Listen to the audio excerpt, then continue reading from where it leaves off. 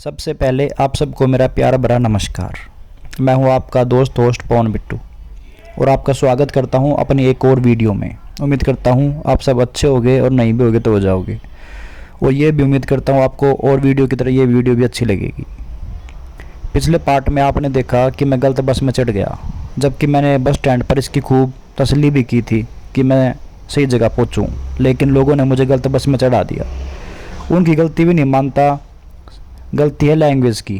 Language समझ में ना आने के कारण ऐसा हुआ। अगर मेरे पास मैप नहीं होता तो मैं बहुत आगे तक गलत पहुंच जाता और इस शिव मंदिर पर पहुंच पाना नामुमकिन सा हो जाता। चलो, जो कुछ हुआ अच्छा ही हुआ लास्ट में। चलो देखते हैं आगे।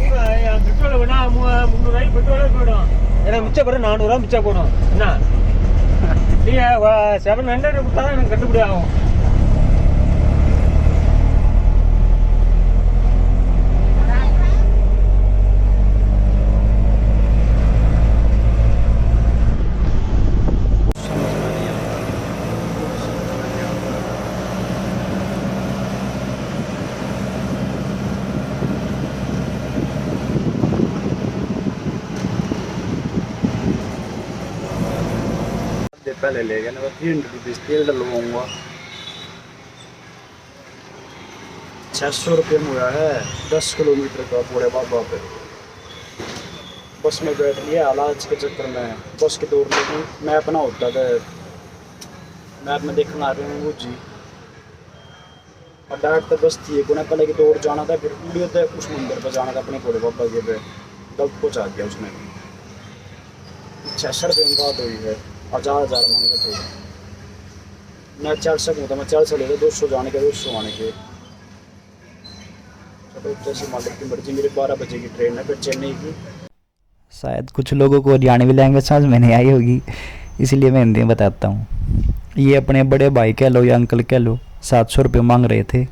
डील 600 रुपये में हो गई, जिसमें कि याद दे 300 रुपये इन्होंने पहले मांग लिए। बोले तेल डलवाऊँगा।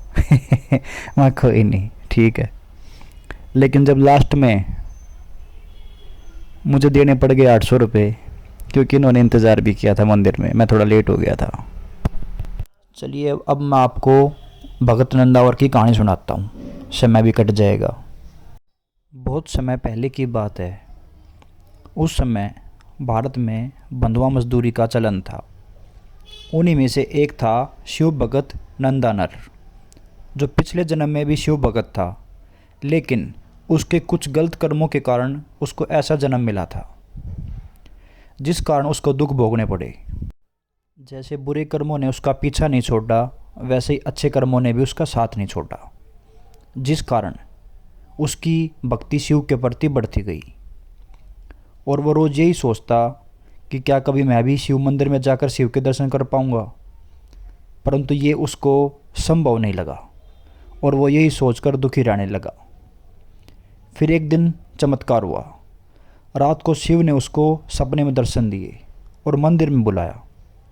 फिर क्या था, उसके अंदर मानो कोई बिजली सी दौड़ गई और अपने मालिक से बात करने के लिए उसने साहस जुटा लिया। और फिर वो अपने मालिक के पास गया और बोला, हे मालिक, हे स्वामी, मेरी एक इच्छा है। मैं भी शिव दर्शन करना चाहता हूँ। आप मुझे बस शाम तक का समय दे दीजिए, मैं शिव दर्शन करके वापस लौट आऊँगा। ये सुनकर मालिक पहले तो खूब हंसा और बोला, जा अपने काम कर ले। अगर दर्शन करने थे तो बंधुआ मजदूर ना पैदा होता।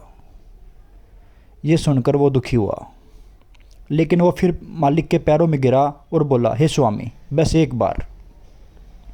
फिर मालिक ने सोचा कि ये ऐसे नहीं मानेगा, इसका कुछ इंतज़ाम करना पड़ेगा। और कुछ सोचकर उसको शाम को घर पर बुलाया कि शाम को घर पे आ जाना।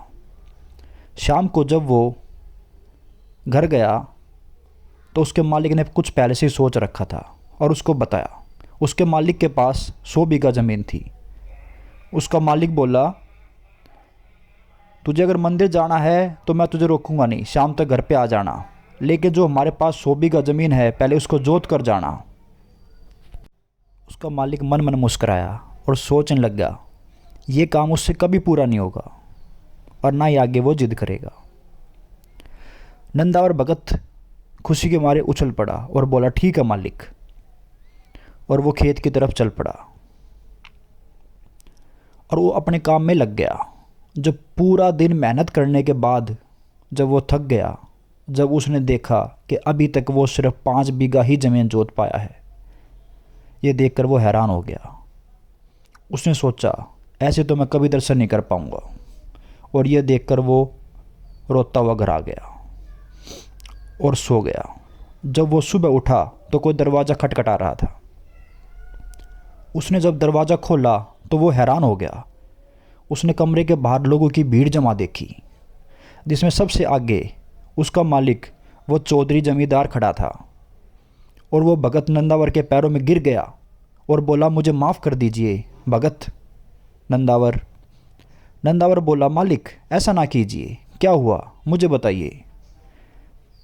तब उसको मालिक बोला, जो 100 बीघा ज़मीन मैंने तुम्हें जोतने के लिए बोला था, वो एक रात में कैसे जुत गई? ये असंभव काम कैसे हो गया? ये देखकर मारे खुशी के उसने आसमान की तरफ हाथ उठाया और जोर का नारा लगाया, हर हर महादेव। हे शिव शंकर, आपने मेरे लिए इतना कष्ट क्यों उठाया? जमींदार बोला, शिव शंकर ने तुम्हें चुना है नंदावर, तुम अभी जाओ, तुम्हारी इच्छा पूर्ण होगी। ये सुनकर वो मारे खुशी के हैरान हो गया और वो शिव दर्शन के लिए चल पड़ा। किसी ने उसको छड़ी दी तो किसी ने कपड़ा, किसी ने 2 रोटी दी तो किसी ने 2 पैसे दिए। वो सब साथ गठड़ी बांधकर चल पड़ा। जब वो खुशी खुशी जा रहा था तो रास्ते में उसको एक ख्याल आया कि यहाँ तक तो सब ठीक हो गया, लेकिन उसको एक चिंता खाए जा रही थी। पहले हमारे देश में प्रचलन था, जो बंधुआ मजदूर थे उनको मंदिर में घुसने नहीं दिया जाता था। उसने सोचा, यहाँ तक तो मैं आ गया, अब पुजारी मुझको अंदर नहीं घुसने देगा। और ये सोचकर उसका चेहरा मायूस पड़ गया। और फिर हुआ भी ऐसा। उसने पुजारी से प्रार्थना की, मुझे एक बार दर्शन कर लेने दीजिए। पुजारी ने मना कर दिया। फिर वो बोला, मैं दूर से आया हूँ, शिव ने मुझे बुलाया है, मैं दूर दूर से खड़ा होकर दर्शन कर लूँगा, सिर्फ एक बार। लेकिन पुजारी ने उसकी एक ना सुनी और उसको सीढ़ियाँ तक नहीं चढ़ने दिया। फिर क्या था, उसका दिल टूट गया और वह दाड़े मार मार कर रोने लग गया, क्योंकि बाहर से शिव के दर्शन हो नहीं सकते थे, क्योंकि नंदी महाराज आगे खड़े हुए थे। ये सब देखकर, अपने को विवश पाकर उसका दिल टूट गया और वह दाड़े मार मार कर रोने लग गया और शिव की स्तुति करने लग गया, हे भोलेनाथ, मैं क्या करूं? फिर वहाँ एक ऐसा चमत्कार हुआ जिसको देखकर सब हैरान हो गए। शिव ने अपने प्यारे भगत नंदानर के लिए अपने प्यारे नंदी को रास्ता छोड़ने के लिए कह दिया और नंदी महाराज एक तरफ हट गए। ये देखकर नंदानर की आंखों से आंसुओं की धार बह पड़ी और शिव के दर्शन पाकर वो खुशी के मारे उछल पड़ा। ये सब देखकर पुजारी का मुंह खुला का खुला रह गया और उसके होश ठिकाने आ गए और वो फिर भगत नंदावर को अपने साथ अंदर आदर सहित ले गया और पूजा अर्चना करवाई और भोले बाबा के चरणों में गिर कर माफ़ी मांगने लग गया कि मुझसे गलती हो गई, मुझे माफ़ कर दीजिए, मैंने आपके भगत को पहचाना नहीं। तो ये थी भगत नंदावर की कहानी। चलिए अब आपको मैं दर्शन कराता हूँ इस महान शिव मंदिर के जिसमें चमत्कार हुआ, और उस नंदी महाराज को दिखाता हूँ जिसने रास्ता छोड़ दिया। आइए, और इसी के साथ बोलिए, हर हर महादेव, जय शिव शंकर, जय भोलेनाथ, सदा सच्चे भक्तों की हमेशा जय हो, जय हो, जय हो। वो भोलेनाथ का मंदिर रहा सामने और नंदी महाराज साइड में, पहले यहाँ बीच में थे बिल्कुल सामने। हे प्रभु,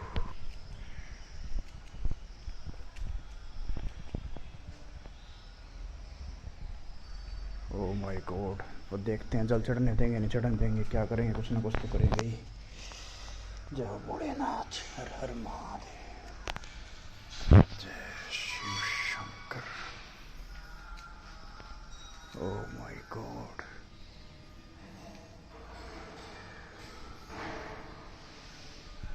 भोलेनाथ,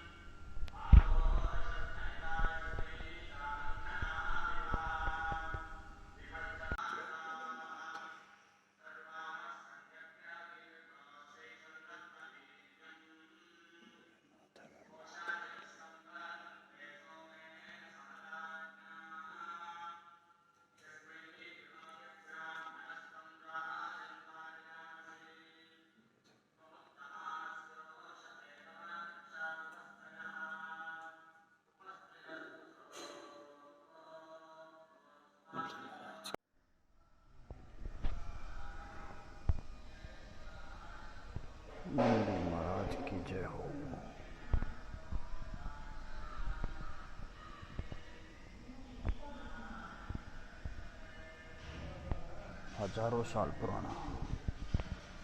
पहुंच तो गया नंदी महाराज। गजब, अति सुंदर, महासुंदर। भोलेनाथ, हर हर महादेव। मैं शायद पहला हूँ जो यहाँ पे पहुँचा हूँ। दिल्ली, पंजाब, हरियाणा या आसपास उस तरफ से गंगा जमुना जल लेके। मेन चीज़ ये है।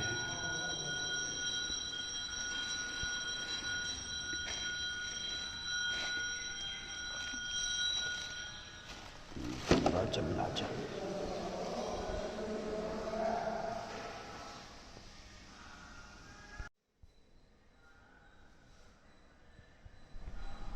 ये जो माता देख रहे हो ना, ये जो झाड़ू लगा रही है, ये यहाँ रोज़ आती है और सच्चे मन से सेवा करती है।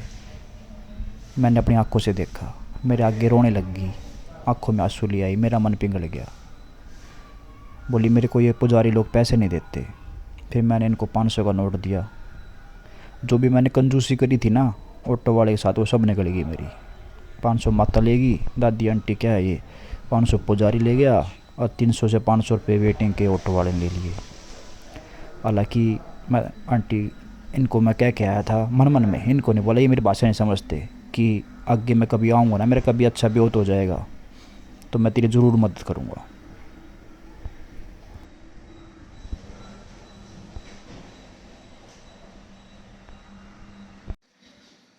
महाराज को भी स्नान करा दिया है।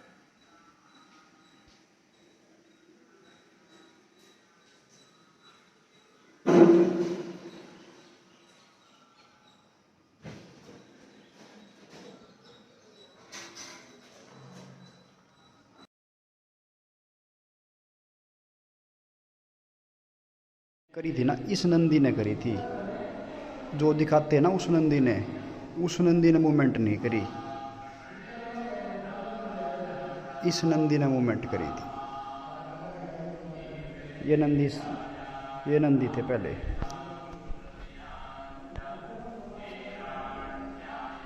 जो बीच सेंटर में थे पहले, फिर साइड में हो गए।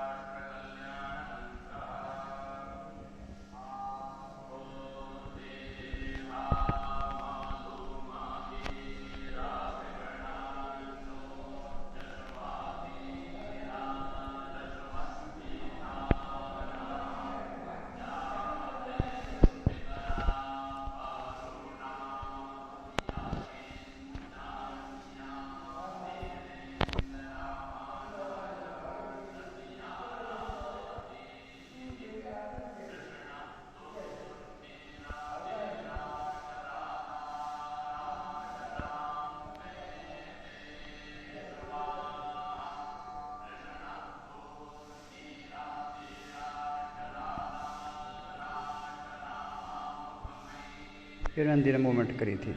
जय भोलेनाथ। ये नंदी ने मूवमेंट करी थी, इस नंदी ने। महासुंदर मंदिर। ये माता का,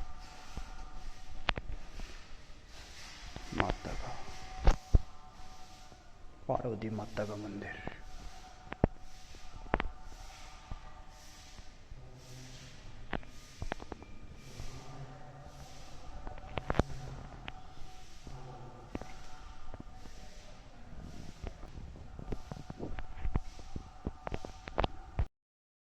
और ये हैं अपने भगत नंदानर। मेरे मुंह से कई बार नंदावर निकल जाता है, उसके लिए सॉरी। नंदानर हैं जिनके लिए शिव ने नंदी महाराज को एक तरफ कर दिया था। नंदावर।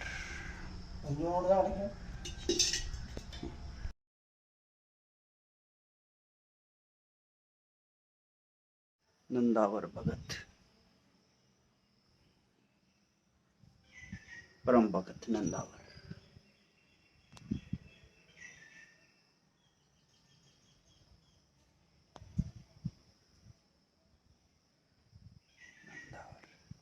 ये कह रहे हैं भगत गंगा जल नहीं चढ़ा सकता, प्रीस्ट, ओनली प्रीस्ट, यानी कि पादरी को या पुजारी को वही चढ़ा सकता है। चलो इसी बोली की मर्जी, मेरा जल तो चढ़ गया, क्या कर सकते हैं।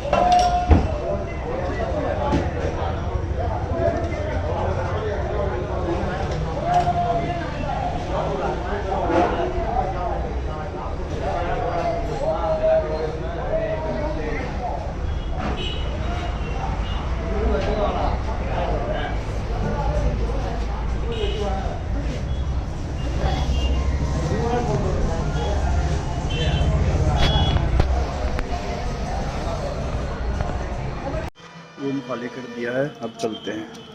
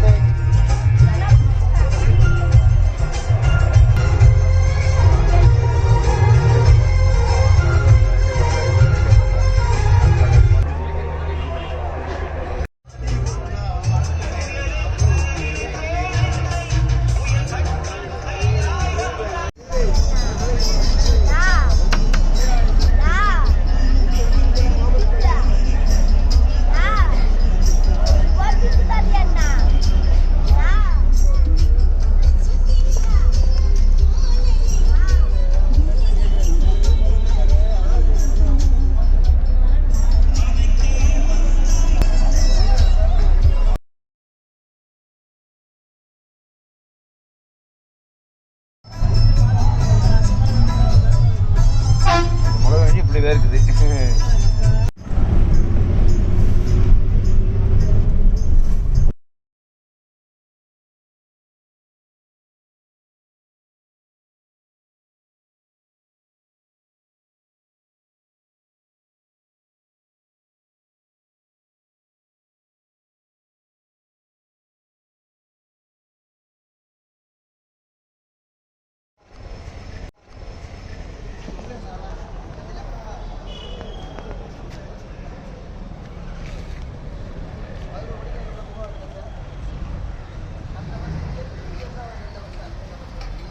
मधुथराई जंक्शन आ गया। क्या है ये?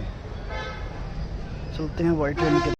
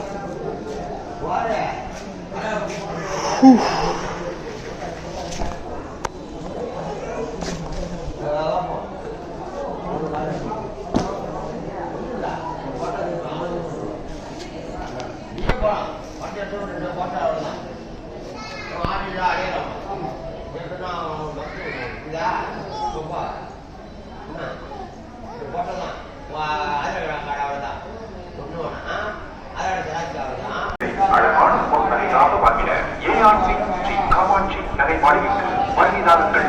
உங்களின் மேலான ஆதரவு மற்றும் நல்லாசியங்களை சென்னை ஸ்ரீநகரில் தொடர்பு வண்டி எண் 067996 சோழன் விரைவு வண்டி திருச்சிராப்பள்ளியில் இருந்து சீர்காழி, சிதம்பரம், கடலூர், விழுப்புரம், தாம்பரம் வழியாக சென்னை எழும்பூர் வரை செல்லும் வண்டி 1வது நடைமேடைக்கு இன்னும் சற்று நேரத்தில் வந்து சேரும்.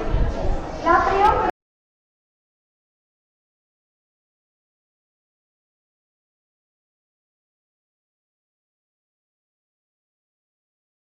Tiruchirappalli to Chennai Egmore via Sirkazhi, Chidambaram, Cuddalore, Villupuram, Tambaram. We arrive shortly on platform number 1. உங்கள் விருப்பத்தை செயல்படுத்தணுமா? தொடர்பு கொள்வோம் 9443322500. மறக்காம கால் பண்ணுங்க 9443322450. சாப்பாடு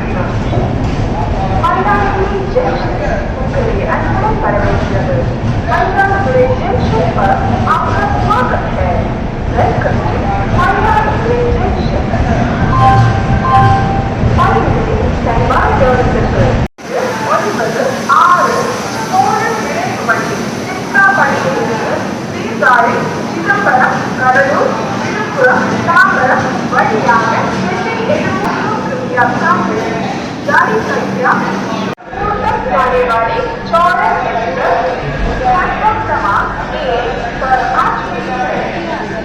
For the side additional passengers, train number 06796 Chorus Express from Tiruchirappalli to Chennai Airport via Sirgari, Chidambaram, Kadalur, Viluppuram, Tambaram has arrived on platform number 1.